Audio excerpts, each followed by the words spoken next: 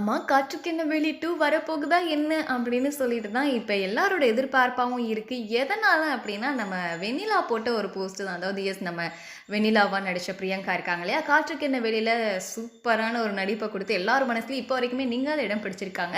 இவங்க சோசியல் மீடியால ரொம்பலாம் ஆக்டிவா இருக்க மாட்டாங்க. எப்பயாச்சும் தான் போஸ்ட் போடுவாங்க. ஸோ அந்த வகையில என்ன போட்டிருக்காங்கன்னு பார்த்தீங்கன்னா, "hello Chennai been a long டைம்னு போட்டிருக்காங்க. இத பார்த்ததும் நம்ம மைண்டுக்குள்ள ஒருவேளை கேவி 2 தான் வரப்போகுதோ அப்படின்ற ஒரு எண்ணம் வந்து ஏற்பட ஆரம்பிச்சுருச்சு. என்னன்னு பார்த்தீங்கன்னா, இன்னும் கொஞ்ச நாள் தான் இருக்கு. இன்னொரு 25 நாள். இந்த 1 மாசத்துல பிக் பாஸ் வேற முடிஞ்சிரும். ஸோ அதுக்கப்புறம் புது சீரியல்லாம் அந்த டைம் வந்து அந்த டைம் ஸ்லாட்ட வந்து நிரப்ப வேண்டிய கட்டாயம் ஏற்பட்டுரும். ஸோ அதனால ஒருவேளை கேவி இருக்குமோ, கேவி 2 வரப்போகுதோ அப்படின்னு சொல்லிட்டு ஃபேன்ஸ் எல்லாம் ஆசைப்பட்டுட்டு இருக்காங்க. ஆனா அது நடக்குமா இல்லையா அப்படிங்கிறதெல்லாம் புரொடக்ஷன் சைட்லயும் அண்ட் சேனல் சைட்ல தான் இருக்கு. பட் நிஜமாலுமே ஒரு வேளை ஷூட்டிங்கா இருக்குமோ? ஏன்னா இப்ப படத்துல வேற நடிச்சிருக்காங்க. இனிமேலு மூவி சைடே போயிடுவாங்களா? இல்ல என்ன ஏதுன்னு ஒரு பெரிய குழப்பமா இருக்கு.